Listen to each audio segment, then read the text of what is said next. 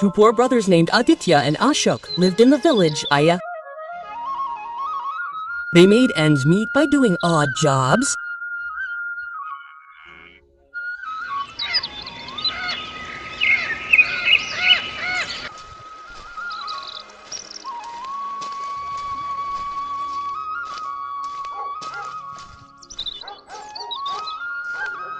One evening, Aditya returned home, and not finding his brother, asked his wife, Raju, wa tacho. Raja, where has Ashok gone? Why hasn't he returned yet?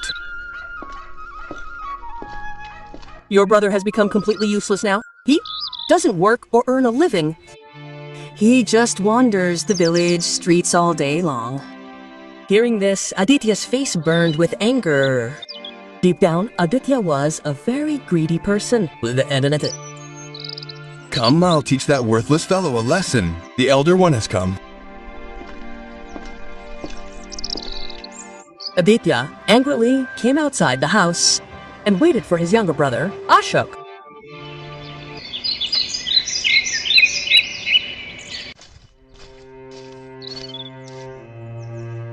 Why? Where were you?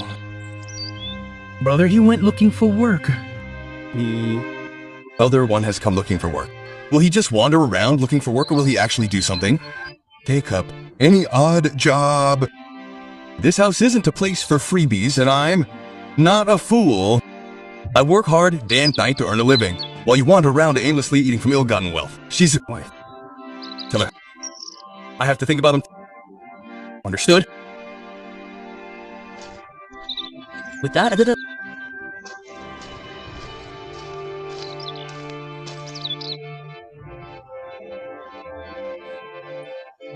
Ashok was heartbroken by his brother's harsh words and went to sleep quietly without eating anything.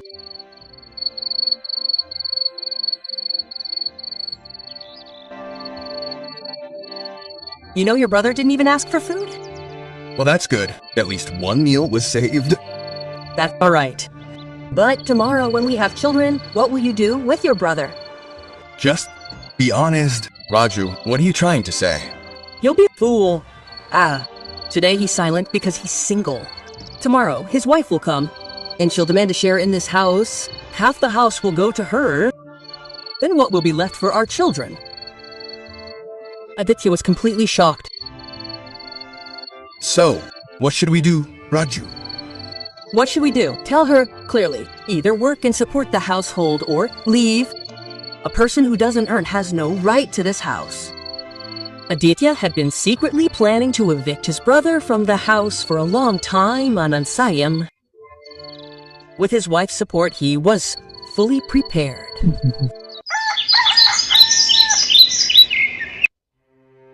Look, Ashok, what I'm saying is that the father divided this house equally between us.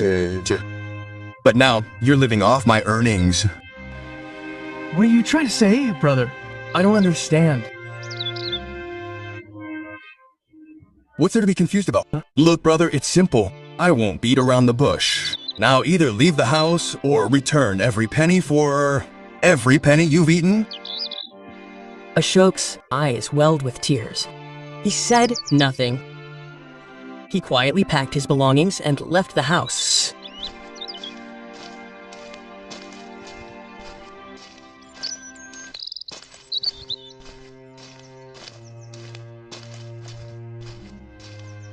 Ashok sat under a tree in the village with tears in his eyes. Just then, the village headman passed by. What's the matter? Ashok, what's wrong? Why are you so sad? What should I say, headman? Brother asked me for an account of my food and drink. He says I should give him every penny of everything I've eaten in his house from his earnings. I want to pay back every penny I've eaten. Otherwise, I'll leave home. Now, uncle, you know I'm unemployed. How will I pay? That's why I left home. I came. I left everything behind. Ashok's face was wet with tears. Now he was completely alone. Just calm down, son. Calm down. Don't lose heart, Ashok. I have an old hut outside the village. It's been empty for years. You can stay there as long as you want. Mukhyaji, I will never forget this kindness of yours. Thank you very much. Thank you very much. The Mukhya left with a smile.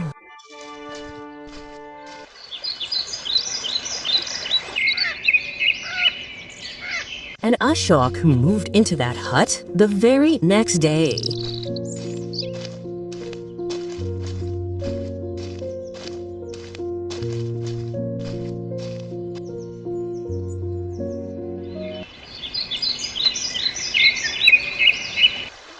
Ashok worked hard all night cleaning the hut, and after much effort, he made it habitable.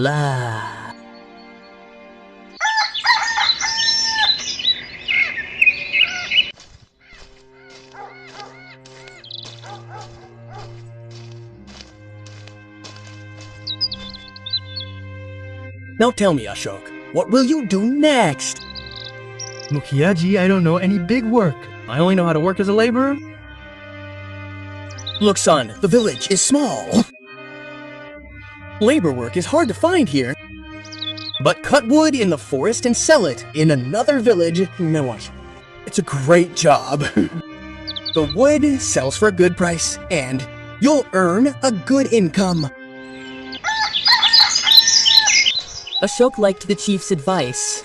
The very next day, Ashok took his axe and went to the forest, cutting wood and selling it. Within a short time, his income started increasing.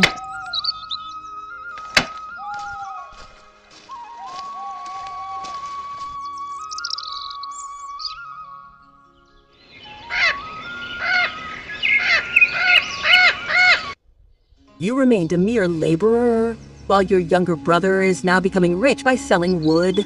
I've Heard that he's also fortunate enough to make a good profit selling wood.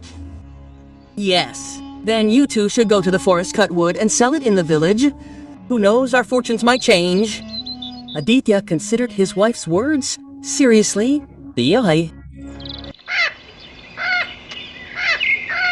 And headed for the forest the next day with his axe.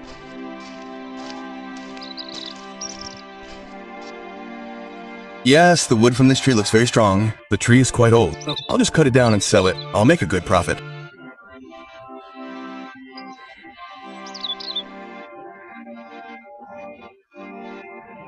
As Aditya picked up his axe, he spotted something shining behind the bushes. What is that? Yeah. He ran to the bushes and saw a shiny golden egg lying there. Like bee is sparkling.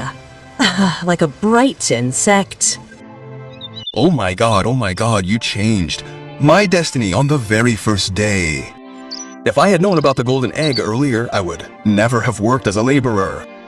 Just then, a heavy voice echoed in Aditya's ears. Before you take this egg, listen to one thing. You must embrace this egg. Only then will your destiny change.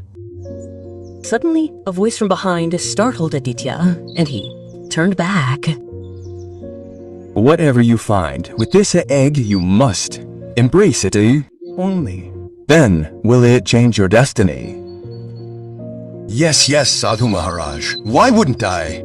This egg is mine, and everything with it is mine too. That Aditya ran back home.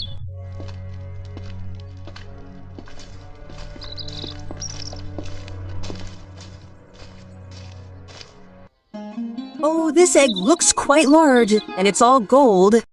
Where did you find it? Where else? In the forest. And listen, I met a sadhu. He said that whatever you find inside this egg must be embraced. Only then will this egg change our destiny. Forget about those sadhu's words. Just imagine how good a price we could sell this egg for. We could buy an entire farm. Yes, you're right. Anyway, the sage was just talking in riddles. Whatever we find will be ours. Hey, I found the golden egg. Just finding the egg is enough to change my destiny. Aditya's eyes sparkled. One thing, lucky one. I'll go to Rajgarh tomorrow morning and sell it to a good goldsmith.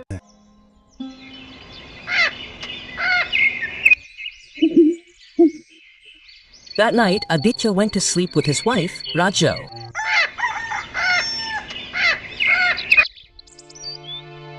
Oh, Rajo, my dear Rajo, wake up.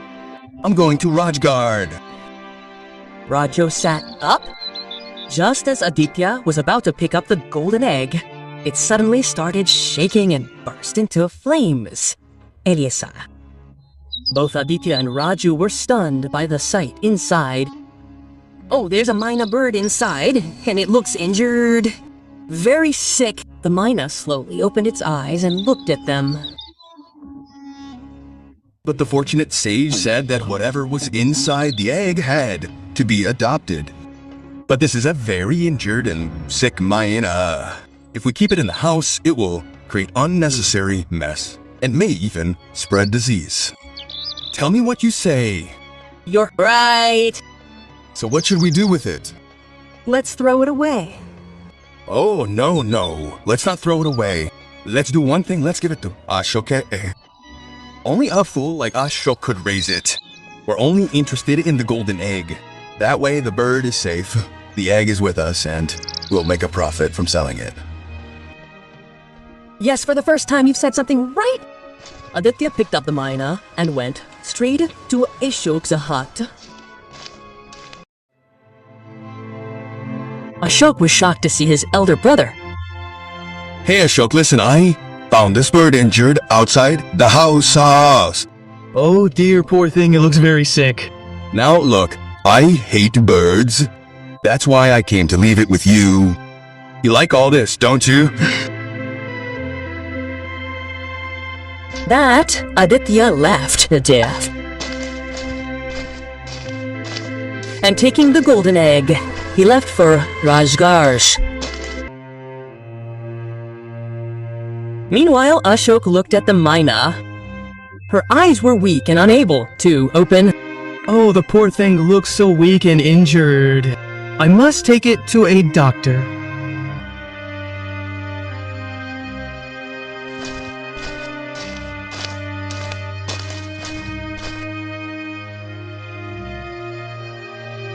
Doctor, please see this poor Mina bird. It's very sick and injured.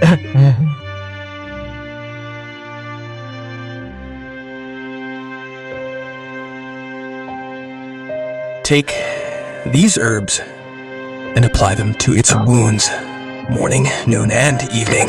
Don't worry, it will heal in no time. Okay, go!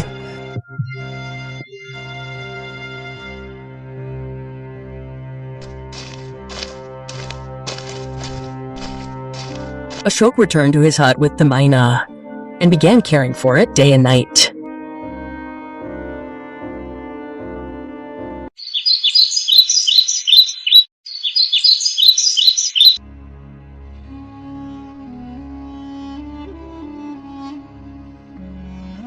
Returning from the palace, Aditya placed a bundle full of gold coins in his wife's hand. Oh, so many gold coins. Oh, my dear Rajo, that egg sold for a very high price. We are rich. This means my thinking was absolutely correct. Now do one thing, buy a big farm with this money.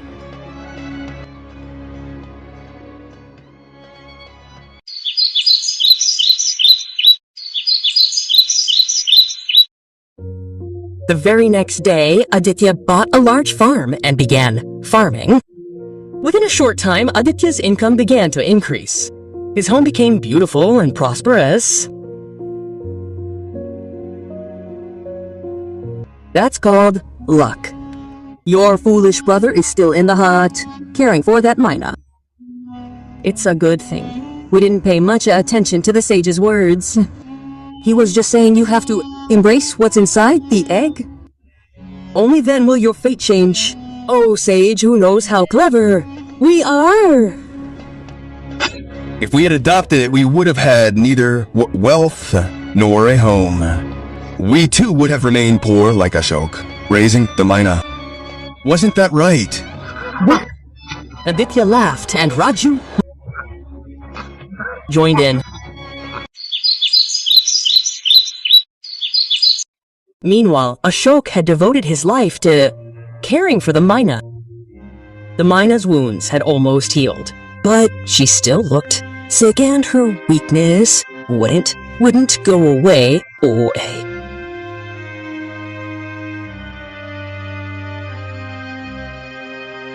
Oh, all your wounds have healed, but I don't know what disease is it that refuses to heal you.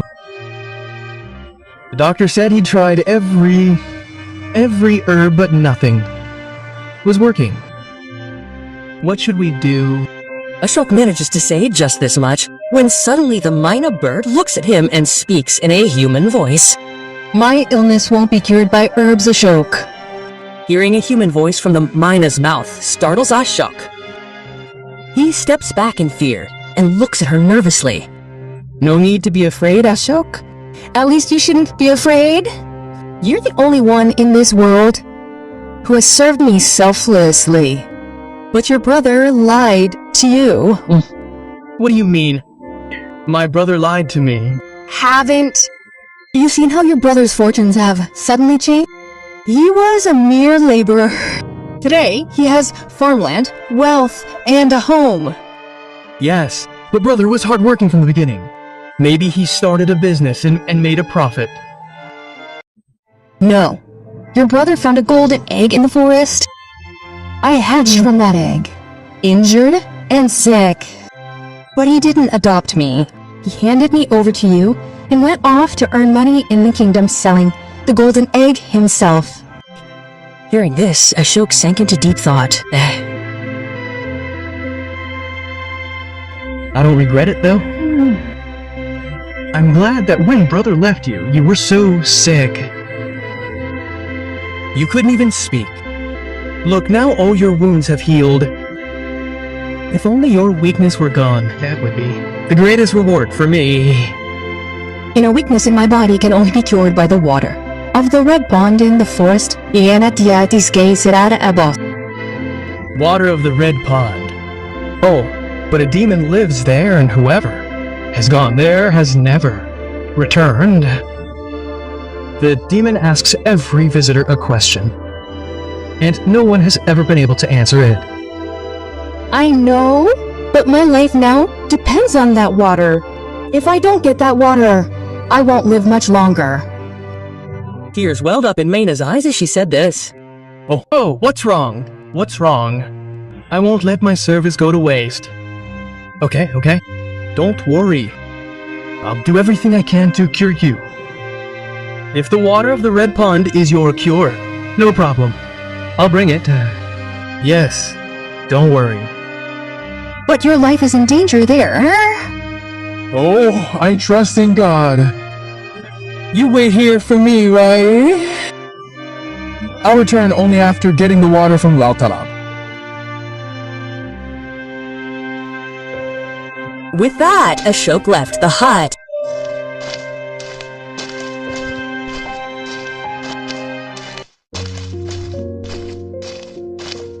Ashok had just reached the border of the village when he encountered the village headman. Hey, Ashok, where are you going, brother? Where are you going at this time? Chief, I'm going to Lal Talab. The Myna told him that its cure was in the water of Lal Talab. Hearing Ashok's words, the chiefman was shocked and stepped back in fear. What nonsense are you talking about, Ashok? I don't know who that Myna is. I can't understand. It could be some magical bird.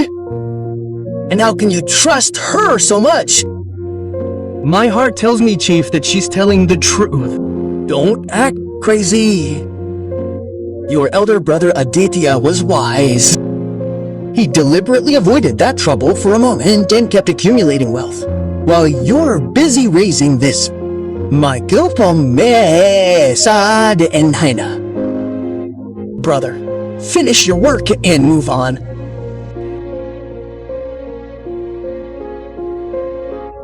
Ashok didn't respond to the chiefman's words and silently walked on.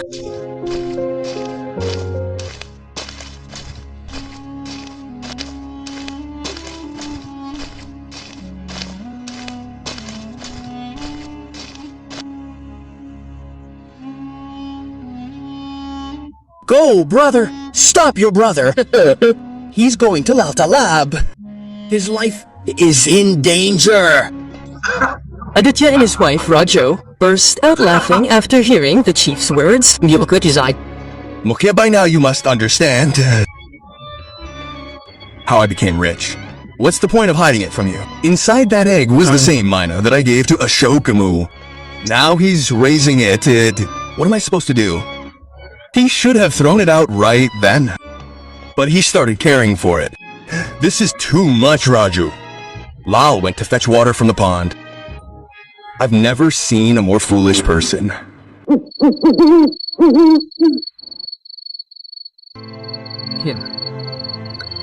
What kind of a brother are you? Your younger brother is starving to death and you're making fun of him? Oh! Mukhya, it's very late at night. You go home and sleep and let us sleep in peace. Ashok is no longer my brother. I am a rich man, and I don't associate with the poor. Good night. Goodbye. Go. The chief, seething with anger, left the scene.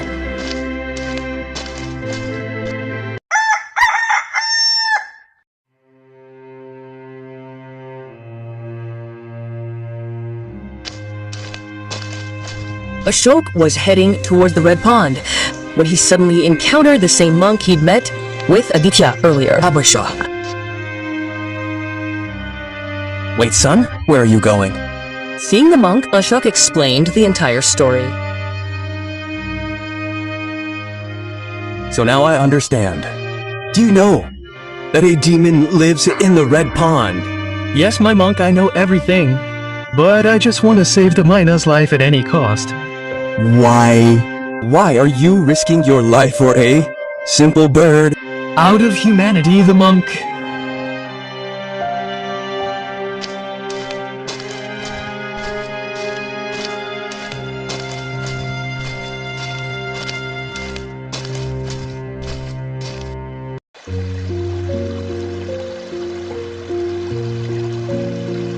Approached Ashok. Just then a grave voice echoed from the water. Before you take water from this pond, you must answer one question.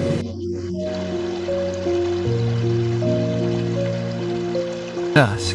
First, tell me why you've come to take this water. Ashok explained the entire incident in detail. There was silence for a while. Then the same voice echoed. People take water for their own benefit.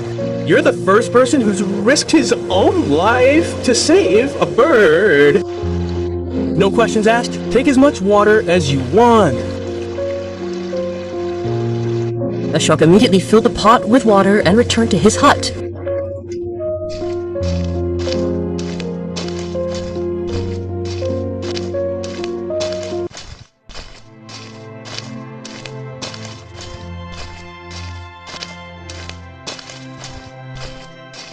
The Mina still sat sadly in the hut.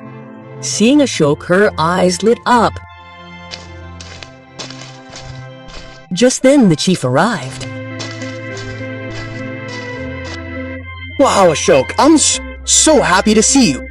It seems you managed to bring water, didn't you? Yes, chief, I brought water. Then, Aditya and Rajo arrived.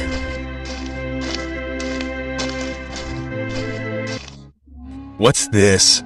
I thought I'd hear of your death, but you... Ashok didn't answer.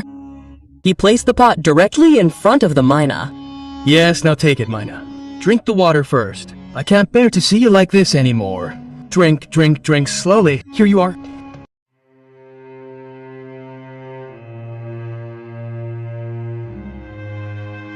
As soon as the Mina drank the water, it was enveloped in colorful light.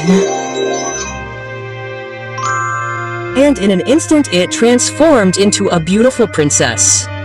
Seeing this, the chief, Aditya, and Rajo were stunned. Yes, you are. You are Princess Suleka. Suddenly, in the colorful light, the same sage appeared. I told you to embrace whatever you find inside the egg, Uheg. Only then will your fate change. But the mina was not in your destiny. You handed him over to your younger brother with your own hands. What's the matter with all this, Sage Maharaj George? I'll tell you. I was very arrogant. One day, while hunting in the forest, I killed a pigeon. This same Sage Maharaj was watching. Enraged, he cursed me, saying that I would turn into a wounded mina. With that, she fell silent. After a while, the princess bowed her head and began speaking again. When I apologized, he said, I will be free from the curse only if someone adopts me selflessly, serves me, and brings me water from the red pond. Warasaya pond. That's why I warned Aditya. But he chose wealth and you chose service. My father will be very pleased. I have no brother, and I will marry you. You will be the future king of this kingdom. Ashok smiled, and Aditya and Rajohis stood there with their heads bowed. Princess Sulekha took Ashoka to the palace and married him. Ashok now became the king of the entire kingdom.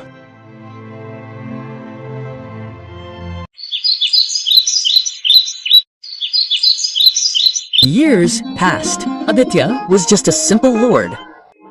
But every evening I would sit and ask myself the same question. What should I do now? Had I really handed over my fate to that beggar Ashoka with my own hands? Good morning. Sometimes in life we face two paths. One that is easy and the other that is right. Aditya chose gold and Ashok chose service. Money can make a man rich, but it is through humanity that one becomes a king.